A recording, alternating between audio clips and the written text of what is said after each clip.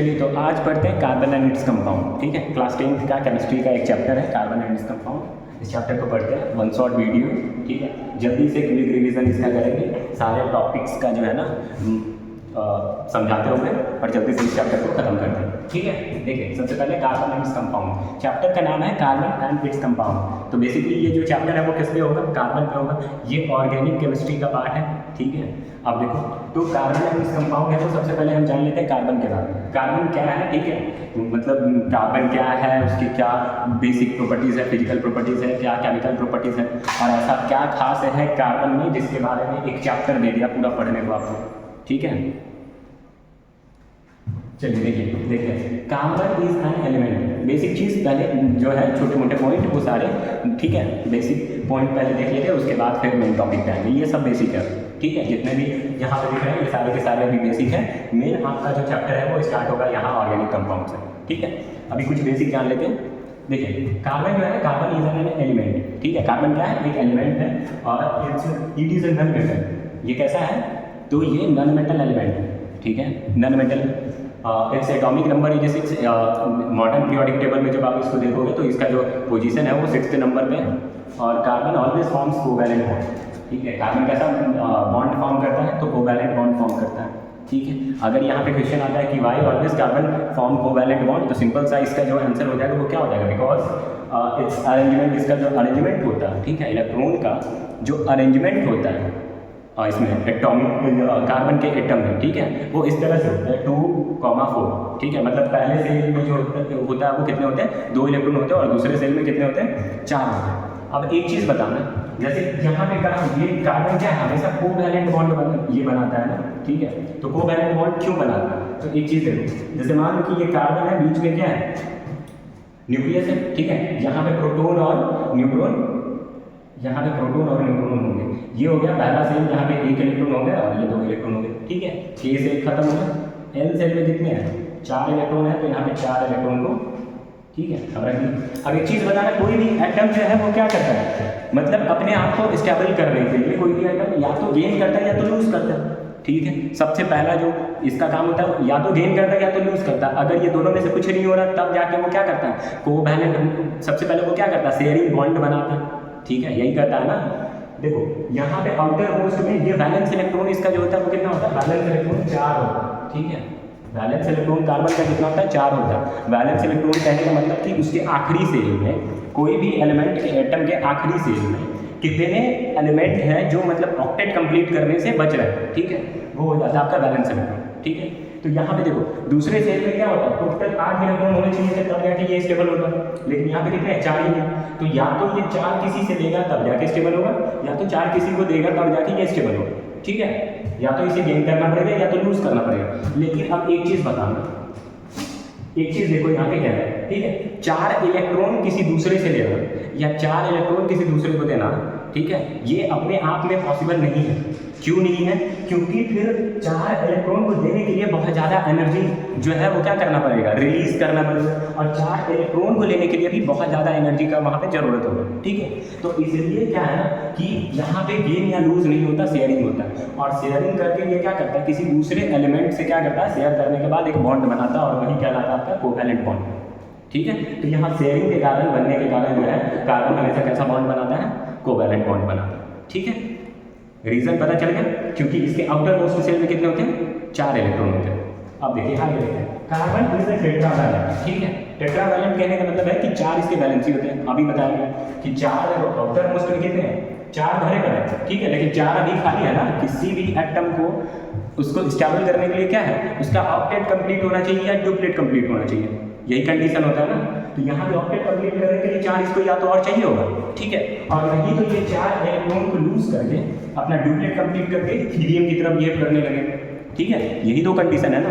तो या तो इसको 4 लेना पड़ेगा या तो 4 लूज करना पड़ेगा, और ये दोनों ही कंडीशन यहाँ पे पॉसिबल नहीं है। तो ये हमेशा क्या करता है? शेयरिंग बनाता है। ठीक है, शेयरिंग करके बॉन्ड बनाता है और उसी को कहते हैं कोवैलेंट बॉन्ड। क्लियर है? अब चलो आगे चलते हैं। Carbon is tetravalency. टेट्रावैलेंसी कहने का मतलब है, टेट्रा का मतलब हो गया 4, वैलेंसी का मतलब हो गया ब्लैंक। ठीक है, जो कि मतलब उस एटम में यहाँ पे कितने रहेंगे खाली? तो 4 रहेंगे खाली। ठीक है, 4 कार्बन जो है ना इसको रिप्रेजेंट करते हैं इस सिंबल्स, ठीक है। ये कार्बन हो गया, एक वैलेंसी, दूसरा वैलेंसी, तीसरा और चौथा, ठीक है। ये 4 वैलेंसी हो गए कार्बन का। अब देखिए आगे में क्या है, एक और इसके प्रॉपर्टीज़ हैं और यही प्रॉपर्टीज इसको बहुत ज़्यादा यूनिक बनाता है बाकी 117 एलिमेंट से, ठीक है। जैसे मॉडर्न पीरियोडिक टेबल को देखोगे तो वहाँ पे आपको मिलेगा क्या, 118 एलिमेंट, ठीक है। अब 118 एलिमेंट में आप कार्बन को एक साइड रख दो और बाकी के 117 एलिमेंट को अगले साइड रख दो, ठीक है। एक carbon more than 10 million compound form करता है, ठीक है। और जितना अकेला एक कार्बन कंपाउंड फॉर्म करता है उतने नंबर के बाकी सारे 117 मिलकर भी उतने कंपाउंड को फॉर्मेशन नहीं कर सकते, ठीक है। तो इतना जो यूनिक प्रॉपर्टीज कार्बन में है वो क्यों है, तो वो इस कारण से, ठीक है। और भी आगे में पढ़ेंगे, अभी मेन इसका जो कारण है वो ये है सेल्फ कॉम्बिनेशन, ठीक है। सेल्फ कॉम्बिनेशन क्या होता है, जैसे देखो सेल्फ कॉम्बिनेशन कह सकते हो या सेल्फ लिंकिंग कह सकते हो, ठीक है। जैसे देखो क्या है कि कार्बन जो है ना, अगर ये किसी दूसरे के साथ रिएक्ट नहीं करता, ठीक है, तो ये फिर क्या करता है ना, खुद ही से बॉन्ड बना के और जो है ना कंबाइन होना स्टार्ट कर देता है, ठीक है। और इसी प्रॉपर्टीज को कहते हैं सेल्फ कॉम्बिनेशन और सेल्फ लिंकिंग। जैसे मान लो कि एक कार्बन है, ठीक है, ये कार्बन है, ये खुद से ही ऐसे सेल्फ लिंकिंग एक चेन की तरह बनाता हुआ जो है ना ऐसे फॉर्म कर लेता है कंपाउंड को। और यही जो एक प्रॉपर्टीज इसमें है, ठीक है, ये प्रॉपर्टी जो है कार्बन सेल्फ कॉम्बिनेशन का, यही इसको बाकी 117 एलिमेंट से अलग बनाते हैं, ठीक है। हो गया, चलो ठीक है, इतना ये सब बेसिक थे सेल्फ कॉम्बिनेशन, टेट्रा वैलेंसी। अब देखो आगे कार्बन जो है वो कार्बन कहाँ से कैसे अकर होता है, अक्यूरेंस ऑफ कार्बन के बारे में थोड़ा जान लेते हैं, ठीक है। देखो जैसे कार्बन जो अकर होता है वो 2 फॉर्म में होता है, ठीक है। पहला हो गया फ्री स्टेट, दूसरा हो गया कंबाइंड स्टेट। फ्री स्टेट के बहुत सारे एग्जाम्पल हैं, ठीक है, और कंबाइंड के भी बहुत सारे हैं, ठीक है। सबसे पहले फ्री के जान लेते हैं, जैसे कि देखो ग्रेफाइट हो गया, डायमंड हो गया, ठीक है, और भी बहुत सारे हैं। ये बेसिक एग्जाम्पल हो गया फ्री स्टेट में, ठीक है। कार्बन फ्री स्टेट में जो मिलता है, जैसे कि ग्रेफाइट हो गया, जैसे कि डायमंड हो गया, ठीक है। ये किसी भी और अदर कंपोजिशन के साथ नहीं मिलते, ये बिल्कुल जो है लगभग प्योर तो नहीं कह सकते, 100% प्योर नहीं होता, ठीक है, लेकिन फिर भी जो है फ्री स्टेट में इजीली ये अवेलेबल होते हैं, ठीक है।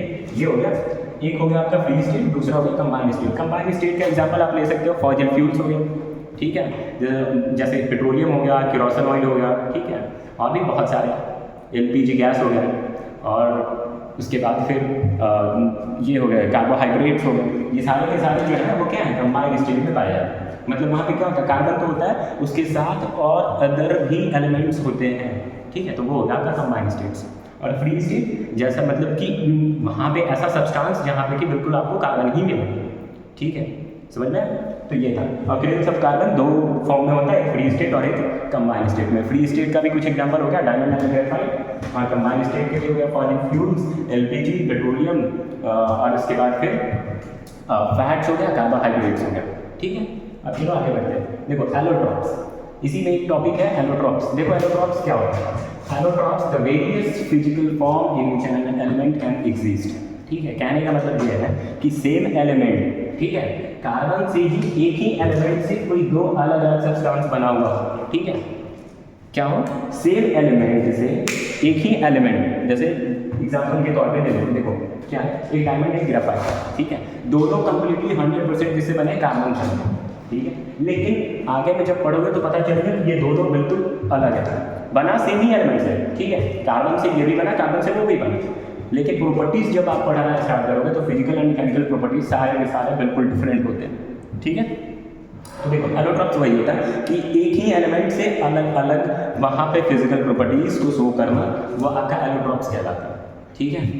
अलग अलग क्या होते हैं, वेरियस फिजिकल फॉर्म होते हैं सेम ही एलिमेंट्स के, उसी को कहते हैं एलोट्रॉप्स। देखो एलोट्रॉप्स में आपको यहाँ पे 3 पढ़े, ठीक है, 2 बहुत इंपॉर्टेंट है और तीसरा जो है वो बस आपको जान लेना है थोड़ा सा, ठीक है, बेसिक नॉलेज के। देखो सबसे पहला एलोट्रॉप्स जो है वो क्या है आपका, डायमंड है, दूसरा ग्रेफाइट हो गया, और तीसरा आपका बकमेल्स्टर फुलरन हो गया, ठीक है, ये 3 हो गए। सबसे पहले क्या है, हम लोग डायमंड के बारे में थोड़ा जानते हैं। देखो डायमंड जो होता है वो ट्रांसपेरेंट होता है, ठीक है, ये कैसा सब्सटेंस है, तो ट्रांसपेरेंट सब्सटेंस है, और उसके बाद ये काफ़ी ज़्यादा हार्ड होता है, ठीक है।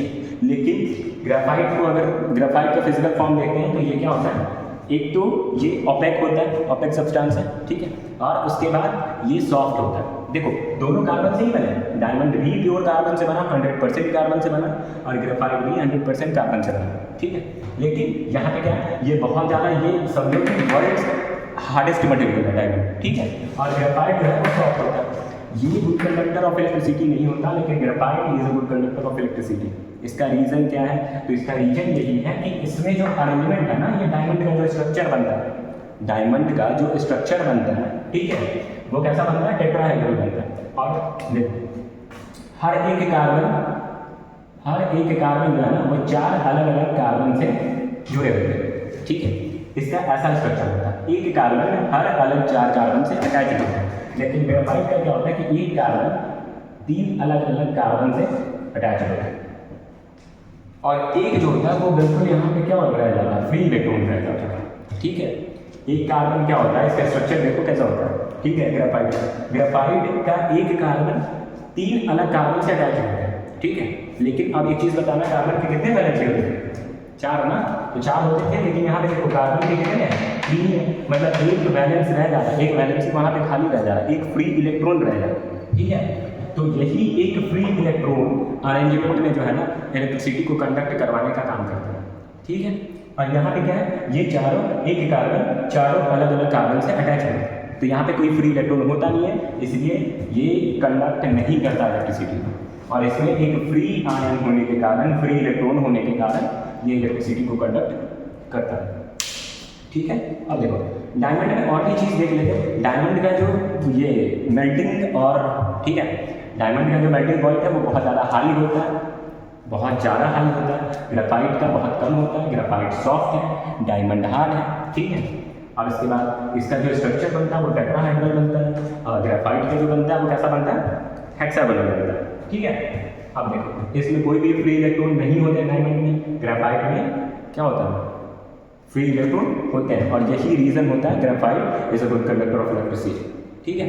अब देखो एक और है बक-मिंस्टर फुलरेन, ठीक है। बक-मिंस्टर फुलरेन जो है वो क्या है, उसका जो फार्मूला होता है, सिंपल फार्मूला वो C60 होता है, ठीक है।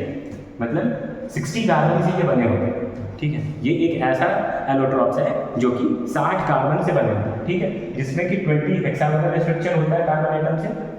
कार्बन एटम का जो बना होता है वो क्या होता है, 20 हेक्सागोनल होता है और 12 पेंटागोनल होता है, ठीक है। इस तरह का स्ट्रक्चर होते हैं। डार्क सॉलिड होते हैं, जो ये दिखने में होते हैं वो कैसा होता है, डार्क सॉलिड होता है रूम टेम्परेचर पे, ठीक है। देखो बक-मिंस्टर फुलरेन के बारे में ज़्यादा नहीं जानना, बक-मिंस्टर फुलरेन के बारे में ये जो है ना, उसके बारे में ज़्यादा नहीं जानना, और ना ही ज़्यादा आपके सिलेबस में दे रखा है, ठीक है। चलो तो इसमें बेसिक क्या आपको याद रखना है बक-मिंस्टर फुलरेन में, कि बक-मिंस्टर फुलरेन का फॉर्मूला याद रखना है जो कि C60 होता है। हाँ एक चीज़ है, इसका स्ट्रक्चर याद रखना है, ठीक है। स्ट्रक्चर जो है वो बिल्कुल फुटबॉल स्फीयर की तरह होता है, ठीक है, जस्ट लाइक फुटबॉल, ठीक है, इस तरह का होता है। और इसके बाद 20 हेक्सागोनल जो है यहाँ पे स्ट्रक्चर फॉर्म होते हैं, और 12 पेंटागोनल कार्बन एटम से जो बना होता है, ठीक है। और इसके बाद सॉलिड होता है रूम टेम्परेचर पे, डार्क सॉलिड होता है ऐसा, ठीक है। डायमंड हो गया, ग्रेफाइट हो गया। अब चलिए आ जाते हैं ऑर्गेनिक कंपाउंड, ठीक है। अभी तक जो पढ़े थे वो बिल्कुल बेसिक था, ठीक है, कुछ भी इसमें, और यहाँ से लगभग कोई क्वेश्चन बनते नहीं है, ठीक है। यहाँ से कोई क्वेश्चन नहीं बनता आपका, बस यहाँ से मे भी बनेगा तो एक नंबर का ऑब्जेक्टिव बन सकता है क्वेश्चन, नहीं तो मेन जो आपका टॉपिक है, ठीक है, कार्बोनेट्स कंपाउंड का, वो यहाँ से स्टार्ट होता है ऑर्गेनिक कंपाउंड से, ठीक है। देखो सबसे पहले ऑर्गेनिक कंपाउंड जो है ना, ठीक है, ऐसे कंपाउंड जो कार्बन से बने होते हैं, सिंपल, ठीक है, कोई बड़ा सा नहीं है। ऑर्गेनिक कंपाउंड किसे कहते हैं, वैसे कंपाउंड, वैसे केमिकल कंपाउंड जो कि कार्बन से बने होते हैं, उसको क्या कहते हैं, ऑर्गेनिक कंपाउंड्स कहते हैं, ठीक है। ऑर्गेनिक कंपाउंड के कुछ टाइप्स हैं जो आपको पढ़ने हैं, ठीक है। वो कौन कौन से टाइप्स हैं, पहला हो गया हाइड्रोकार्बन, दूसरा हो गया हाइड्रोअल्केन्स, तीसरा हो गया अल्कोहल, ठीक है, और फिर फोर्थ हो गया आपके एल्डिहाइड, उसके बाद ketone, and then last carboxylic acid, ठीक है। तो इतने टाइप्स पढ़ेंगे, और ये सारे इंपॉर्टेंट है बोर्ड से रिलेटेड, ठीक है। ये सारे के सारे आपके क्या है, इंपॉर्टेंट, ठीक है। तो ये सब एक एक कर करके जो है ना सारे टाइप्स को हम पढ़ेंगे यहाँ पे, ठीक है। Hydrocarbon, hydroalkanes, alcohol, aldehyde, ketone and carboxylic acid को, ठीक है। सबसे पहले आ जाते हैं हाइड्रोकार्बन, ठीक है। देखो हाइड्रोकार्बन क्या होता है, ऐसे कंपाउंड जो हाइड्रोजन से और कार्बन से बना, सिंपल सा नाम से ही पता चल रहा है हाइड्रोकार्बन, ठीक है। ये हो गया आपका हाइड्रो और ये हो गया कार्बन, ठीक है। तो हाइड्रोजन और कार्बन से जो बना उसे क्या कहते हैं, वैसे कंपाउंड को हाइड्रोकार्बन कहते हैं। हाइड्रोकार्बन दो टाइप, हाइड्रोकार्बन के जो है ना वो दो टाइप्स होते हैं, कौन कौन से, सैचुरेटेड और अनसैचुरेटेड, ठीक है। कौन कौन से, एक सैचुरेटेड होते हैं और एक अनसैचुरेटेड होते हैं। अब देखो मेन आपका यहाँ से स्टार्ट होगा, यहाँ से थोड़ा अच्छे से ध्यान देना, फुल फोकस रखना, ठीक है। सबसे पहले देखो ऑर्गेनिक कंपाउंड किसे कहते हैं, वैसे केमिकल कंपाउंड जो कि किससे बना हो, कार्बन से बना हो, सिंपल, ठीक है, वो हो गया ऑर्गेनिक कंपाउंड। ऑर्गेनिक कंपाउंड के कितने टाइप, 6, कौन कौन से, ये हो गया आपका हैलोअल्केन्स, ठीक है, hydrocarbon, alcohol, aldehyde, ketones and carboxylic acid, ठीक है। इसमें सबसे पहले जो पढ़ेंगे वो किसके बारे में पढ़ेंगे, हाइड्रोकार्बन के बारे में। वैसे केमिकल कंपाउंड जो हाइड्रोजन एंड कार्बन से बना हो उसको हाइड्रोकार्बन कहते हैं, ठीक है। हाइड्रोकार्बन के दो टाइप्स, सैचुरेटेड एंड अनसैचुरेटेड, ठीक है। अब यहाँ से क्या है, हाइड्रोकार्बन के दो टाइप्स जो है ना, दो टाइप्स में, दो पार्ट्स में ये डिवाइड हो जाता है। एक हो जाता है आपका सैचुरेटेड, दूसरा हो जाता है अनसैचुरेटेड, ठीक है। अब देखो सैचुरेटेड में जो आपको पढ़ना है वो पढ़ना है आपको अल्केन के बारे में, और अनसैचुरेटेड जो है ना, अनसैचुरेटेड में फिर से अनसैचुरेटेड जो है वो दो पार्ट में डिवाइड हो जाता है। एक जो होता है वो आपका होता है अल्कीन,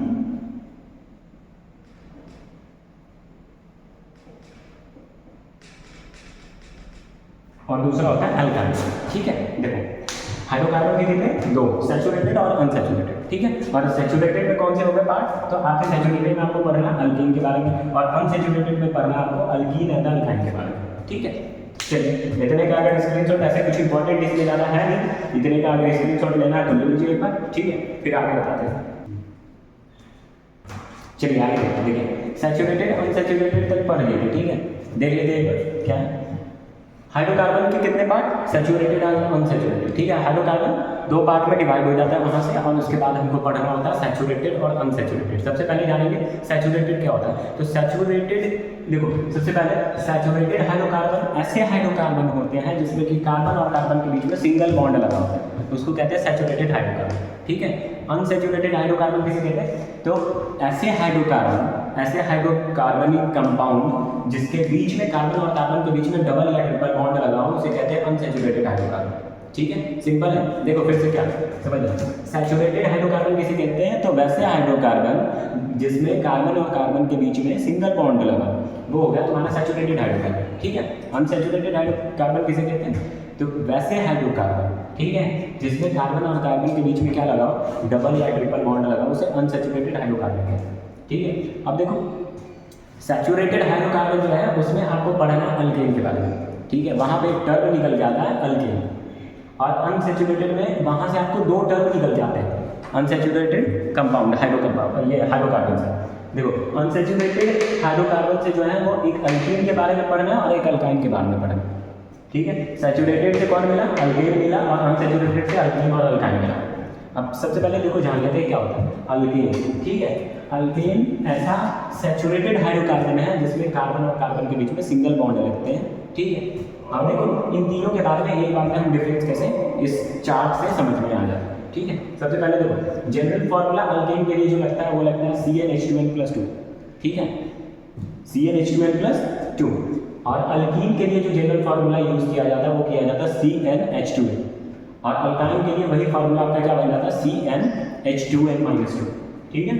सफिक्स जो आप यूज करोगे अल्केन के लिए वो क्या होता है ANE होता है, अल्कीन के लिए वही क्या बन जाता है ENE सफिक्स बन जाता है, और देन अल्काइन आता है, अल्काइन के लिए क्या बन जाएगा YNE, ठीक है। ये हो गया सफिक्स। मतलब कहने का मतलब ये है कि कभी भी कोई कंपाउंड में, ठीक है, कोई भी हाइड्रोकार्बन कंपाउंड अगर आपको दिख जाए, अगर उसमें डबल बॉन्ड लगा हो तो फिर सफिक्स आपको ENE लगाना है। अगर आपको उस कंपाउंड हाइड्रोकार्बन कंपाउंड में अगर ट्रिपल बॉन्ड दिख जाए तो फिर आपको सफिक्स जो है वो कंपाउंड का नाम लिखते समय क्या लगाना होगा, YNE लगाना होगा, ठीक है। और अगर सिंगल बॉन्ड है तो फिर सिंपल ENE जो कि अल्केन का सफिक्स होता है, ठीक है। अब देखो कुछ एग्जांपल भी यहाँ पर रखा हुआ है। एग्जांपल होगा आपका अल्केन के लिए मीथेन, ठीक है, CH4, एक कार्बन होगा और 4 हाइड्रोजन होगा, ठीक है। ये आपका क्या होगा, मीथेन हो गया एग्जांपल किसका, अल्केन का। अब देखो यहाँ पे कार्बन के साथ हाइड्रोजन सबके सब सिंगल बॉन्डेड है ना, सिंगल बॉन्ड है, तो ये आपका आ गया अल्केन है। अब देखते हैं अल्कीन का एग्जाम्पल। अल्कीन का एग्जाम्पल जो है वो क्या है, इथीन, इथीन का फॉर्मूला होता है C2H4। देखिए ये सब आपको आगे में समझ में आ जाएगा, मीथेन, इथीन, इथाइन, ठीक है, आगे में बहुत क्लियर हो जाएगा। अभी बेसिक आप बस नाम यहाँ पे जानें, ठीक है, और फॉर्मूला थोड़ा ध्यान में रखें। देखो मीथेन के लिए क्या था, मीथेन का फॉर्मूला बनता है CH4। यहाँ पे एक कार्बन 4 हाइड्रोजन से सिंगल बॉन्ड से कैसे हैं कनेक्टेड है, ठीक है। वही देखो ये इथीन जिसका फॉर्मूला है C2H4, वो 2 कार्बन और 4 हाइड्रोजन, ठीक है, ऐसे है। अब देखो कार्बन और कार्बन के बीच में क्या है, डबल बॉन्डेड है। अगर डबल बॉन्डेड है तो इसका जो सफिक्स लगेगा वो क्या लगेगा, ई लगेगा, ठीक है। इसीलिए इसको कहाँ रखा गया, डबल बॉन्डेड को अल्कीन वाले कैटेगरी में। अब अल्काइन वाले को देख लेते, वहाँ पे आपका जो है वो क्या है, कंपाउंड इथाइन, ठीक है, इथाइन है C2H2। अब देखो कार्बन और कार्बन के बीच में क्या है, ट्रिपल बॉन्ड है। तो अगर ट्रिपल बॉन्ड है कार्बन कार्बन के बीच में तो वहाँ पे क्या लगेगा आपका सफिक्स YN लगेगा। फॉर्मूला जो है वो क्या होता है, CnH2n हो जाएगा -2। क्लियर है ना, ये है सैचुरेटेड एंड नॉन सैचुरेटेड। फिर से एक बार देखिए रिकैप करवा देते हैं। ये हाइड्रोकार्बन से आया था, ठीक है। हाइड्रोकार्बन को 2 पार्ट में स्प्लिट कर दिया गया, एक आपका बना सैचुरेटेड, दूसरा बना अनसैचुरेटेड, ठीक है। सैचुरेटेड में आपको अल्केन के बारे में पढ़ना है, जिसका जो है फार्मूला जनरल फार्मूला होता है CnH2n+2, ठीक है। सफिक्स जो लगता है वो ए नहीं लगता है, ये हमेशा सिंगल बॉन्डेड होता है, सिंगल बॉन्ड होता है इसमें, ठीक है। कुछ एग्जाम्पल होगा मीथेन, इथेन, प्रोपेन, ब्यूटेन, ठीक है, पेंटेन, ऐसे आपके बहुत सारे एग्जाम्पल हो जाएंगे। अब देखो ये तो सैचुरेटेड में हो गया क्या, अल्केन। अनसैचुरेटेड को भी फिर क्या हो गया, अनसैचुरेटेड भी 2 पार्ट्स में स्प्लिट हो गया। पहला जो बना वो आपका अल्कीन बना, दूसरा जो बना वो क्या बना, अल्काइन बना, ठीक है। पहला क्या, अल्कीन। अब देखो अल्कीन क्या होता है, तो वैसे हाइड्रोकार्बन कंपाउंड जो कार्बन और कार्बन के बीच में क्या हो, डबल बॉन्डेड हो, ठीक है। देख लो यहाँ पे अल्कीन, यहाँ पे क्या है, डबल बॉन्ड लगता है ना, देखो इसमें डबल बॉन्ड है। इसका एक और एग्जाम्पल ले लो, ठीक है, ब्यूटीन ले लो, पेंटीन ले लो, ठीक है, किसी भी कोई अदर कंपाउंड यहाँ पे ले लो, इसमें क्या बनेगा आपका, एक जो है ना डबल बॉन्ड बनेगा ही बनेगा। ये हो गया अल्कीन का। जनरल फार्मूला जो है इसका होता है CnH2n, ठीक है। सफिक्स जो लगता है वो En ही लगता है। एग्जाम्पल यहाँ पे आपका दे रखा है। अब देखो एक और जो पार्ट है अनसैचुरेटेड का, उसको कहते हैं अल्काइन। अल्काइन का जो जनरल फार्मूला वो क्या हो जाएगा, CnH2n-2, ठीक है। उसके बाद फिर इसका जो सफिक्स लगता है वो हो जाएगा आपका YNE। और ये कहाँ पे यूज़ किया जाता है, जब जिस कंपाउंड में कार्बन और कार्बन के बीच में क्या हो, ट्रिपल बॉन्ड, ठीक है, वो आपका बन जाएगा अल्काइन। एग्जाम्पल के लिए हो गया इथाइन हो गया, ब्यूटाइन हो गया, पेंटाइन हो गया, ठीक है। बहुत सारे एग्जाम्पल हैं जो कि आगे में सबके बारे में पढ़ेंगे, ठीक है। इतना आप स्क्रीनशॉट लेना है तो स्क्रीनशॉट ले लो। अब देखो एक टॉपिक है अल्काइल, ठीक है, एक टॉपिक है अल्काइल। देखो अल्काइल ग्रुप क्या कहते हैं, किससे कहते हैं अल्काइल ग्रुप, तो देखो कार्बन कंपाउंड, हाइड्रोकार्बन कंपाउंड में, ठीक है, अल्केन जो होता है, सैचुरेटेड कंपाउंड जो आप अभी पढ़ रहे थे, सैचुरेटेड हाइड्रोकार्बन कंपाउंड, तो सैचुरेटेड हाइड्रो कंपाउंड जैसे कि अल्केन से एक हाइड्रोजन को रिमूव करते हैं ना, ठीक है। अल्केन से क्या करते हैं, एक हाइड्रोजन को रिमूव करते हैं, जो कंपाउंड बनता है वो कंपाउंड क्या कहलाता है, आपका अल्काइल ग्रुप कहलाता है, ठीक है। फिर से सुन लो क्या कह रहा है, ठीक है।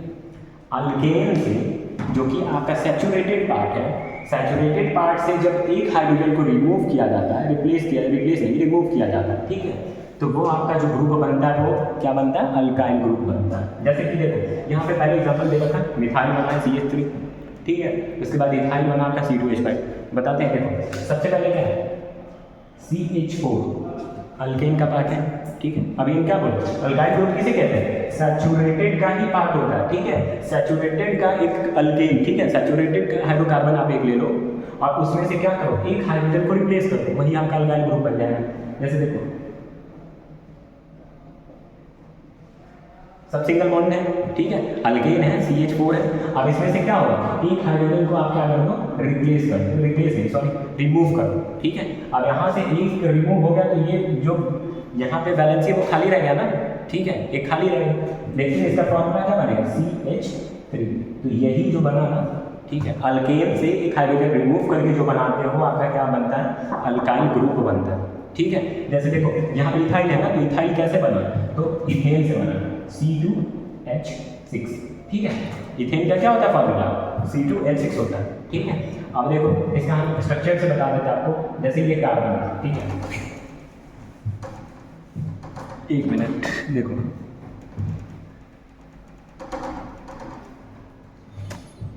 जैसे C2H6, ठीक है, तो आप 2 कार्बन ले लो और उसके बाद फिर सारी जगह पे जितने भी वैलेंसी वाले जगह हैं वहाँ पर आप हाइड्रोजन को बिठा दो, ठीक है। अब देखो हाइड्रोजन कितने हो गए, 6 हो गए। कार्बन कितने हैं, 2 है, C2H6, 2 कार्बन और 6 हाइड्रोजन हो गए। कार्बन कार्बन के बीच में सिंगल बॉन्ड है, मतलब कि ये सैचुरेटेड हाइड्रोकार्बन है। ठीक है। और सैचुरेटेड हाइड्रोकार्बन से क्या करो, 1 हाइड्रोजन को रिप्लेस कर दो, बचा क्या, 2 कार्बन बचा और 5 हाइड्रोजन बचे। ठीक है। और एक सिंगल बॉन्ड बचा, तो ये क्या बन गया, इथेन बना, और सॉरी इथाइल बना ना। तो क्या करना है, सिंपल सा, अल्काइल ग्रुप क्या होता है, ठीक है, अल्केन से या सैचुरेटेड हाइड्रोकार्बन से आप एक हाइड्रोजन को रिमूव कर दो, तो आपका जो ग्रुप बनेगा वो कौन सा ग्रुप बनेगा, अल्काइल ग्रुप बनेगा। ठीक है। देखो अब इस अल्काइल ग्रुप का एक जनरल फार्मूला होता है। ठीक है। क्योंकि देखो जैसे यहाँ पे जनरल फार्मूला आने के लिए क्या था, CnH2n+2 था। ठीक है। और यही चीज से वहाँ अल्काइल ग्रुप बना ना, बस एक हाइड्रोजन कम किया है, तो यहाँ पे 2 के जगह पे क्या हो जाएगा इसका फार्मूला में, CnH2n+1। ठीक है। क्योंकि एक हाइड्रोजन आप वहाँ पे क्या कर रहे हो, रिमूव कर रहे हो, तो अल्काइल ग्रुप का जनरल फार्मूला आपका बनेगा CnH2n और प्लस में 1। ठीक है। चलिए अब देखिए एक टॉपिक है नेमिंग ऑफ हाइड्रो कंपाउंड या नेमिंग ऑफ हाइड्रोकार्बन। ठीक है। ये टॉपिक जो है ये बहुत इंपॉर्टेंट टॉपिक है। ठीक है। बहुत, और यहाँ पे बच्चों को बहुत ज़्यादा प्रॉब्लम होता है, दिक्कत होता है किसी भी कंपाउंड को जो है ना, कंपाउंड का नेमिंग करने में बहुत ही ज़्यादा दिक्कत होता है। ठीक है। देखिए बहुत आसान है। ठीक है। ध्यान से बस कुछ पॉइंट्स को देखिए, उसके बाद फिर खुद जो है ना सारे कंपाउंड का नेमिंग आप बहुत आसानी से कर लोगे। ठीक है। बस ध्यान से देखना कि किसी भी हाइड्रोकार्बन का नेमिंग जो करते हैं वो कैसे करते हैं, क्या रूल है। ठीक है। किस तरह से जो है ना, ठीक है, कुछ पॉइंट को आप बस ध्यान रखो और उसके बाद कोई भी कंपाउंड आपको मिल जाए, ठीक है, उसका नेमिंग आप बहुत आसानी से कर दोगे। देखो सबसे पहले क्या है, नेमिंग ऑफ हाइड्रोकार्बन। ठीक है। अब देखो क्या है ना, यहाँ पे एक टर्म आता है IUPAC।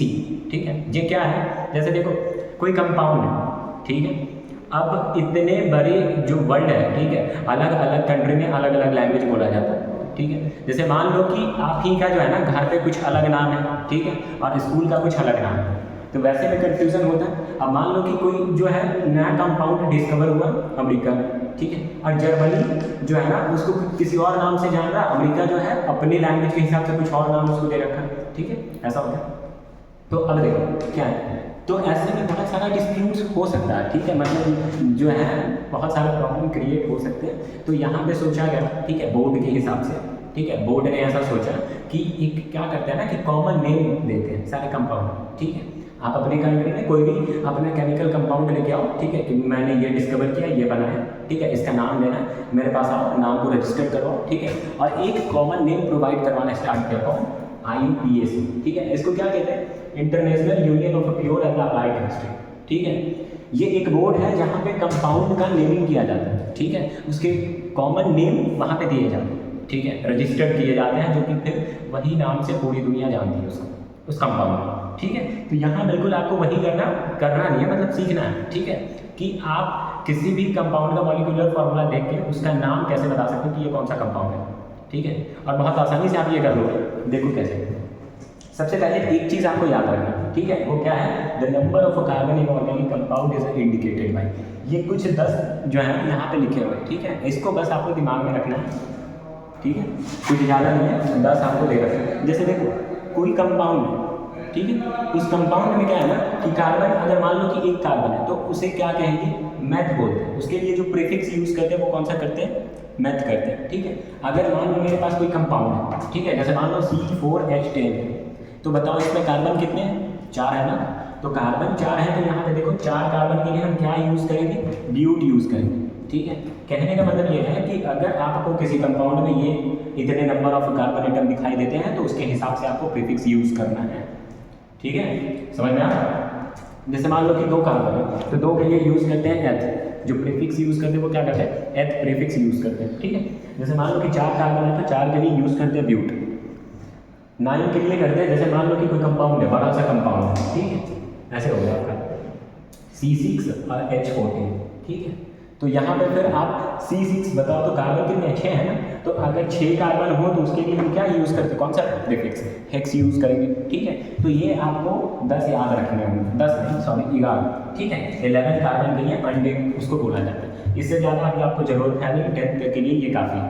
ठीक है, तो इतने कम से कम ये 10 को बिल्कुल आपको याद रखना है। एक कार्बन के लिए मैथ यूज़ करते हैं, 2 कार्बन के लिए एच यूज़ करते हैं, 3 कार्बन के लिए प्रॉप हो गया, 4 कार्बन के लिए ड्यू, 5 कार्बन के लिए पेंट, 6 कार्बन के लिए हेक्स हो गया और 7 कार्बन के लिए हेप्ट।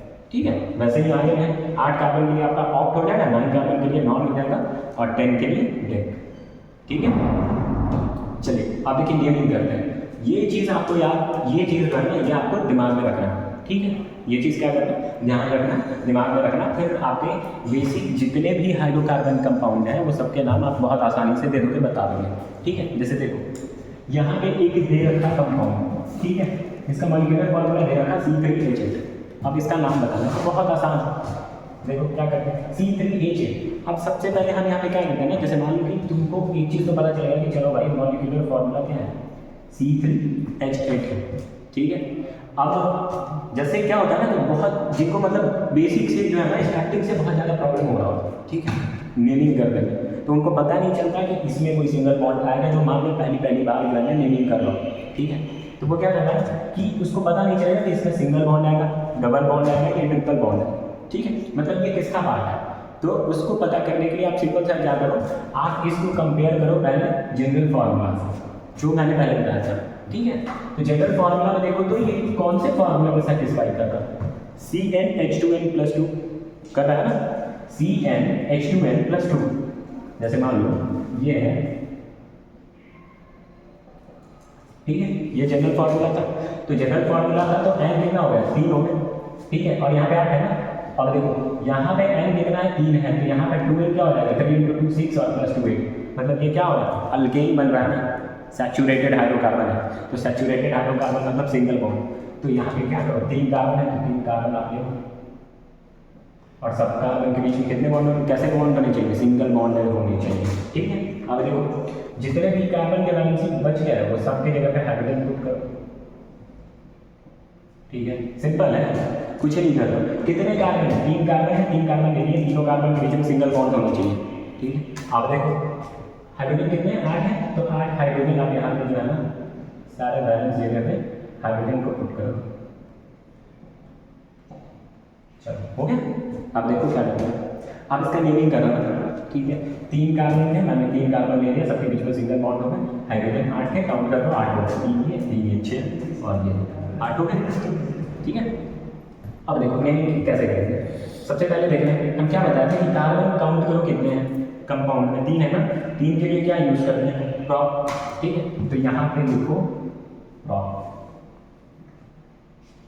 क्या लिखना है, प्रॉप। और सारे कार्बन एटम के बीच में कौन से बॉन्ड है, सिंगल बॉन्ड है, और जब सिंगल बॉन्ड होता है तो सफिक्स क्या लगता है, बताया गया था ना, अल्केन में सफिक्स कौन सा यूज किया जाता है, ANE, कौन सा, ANE। तो ये क्या बन गया, प्रोपेन, क्या बना, प्रोपेन, क्या बन गया, इसको ऐसे लिख सकते हो आप फिर, प्रोपेन।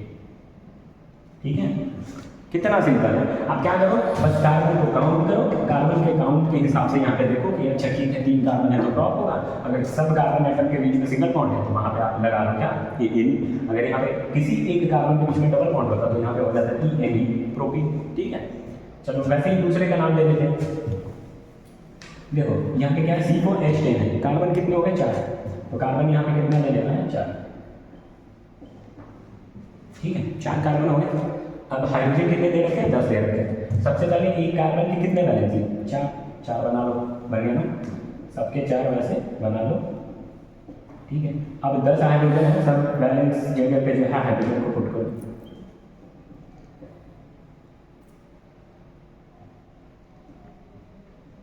हो गए, अब देखो इसका नेमिंग करना था, कितना आसान है, कितने कार्बन है उसमें, 4 है, 4 के लिए देखो तो क्या यूज करता है, 4 कार्बन के लिए प्रीफिक्स जो यूज करते हैं वो क्या होता है, ब्यूट। ठीक है, अब सब देखो तो कार्बन, सारे कार्बन के बीच में क्या सिंगल बॉन्ड है ना, तो सिंगल बॉन्ड के लिए जो सफिक्स लगता है वो क्या लगता है, ANE, इसको क्या बोल सकते हो, ब्यूटेन। ठीक है, देखो कितना आसान है किसी भी हाइड्रोकार्बन का नेमिंग करना। ठीक है, हाइड्रोकार्बन का अब देखो कुछ नहीं करना, ठीक है, सिंपल सा, आप इसको ध्यान में रखो, दिमाग में रखो, और उसके बाद फिर एक चीज़ और ध्यान में रखना है, वो रखना है आपको कि कौन से जनरल फार्मूला से सैचुरेटेड पार्ट से या अनसैचुरेटेड पार्ट से किससे रिलेट कर रहा है। ठीक है।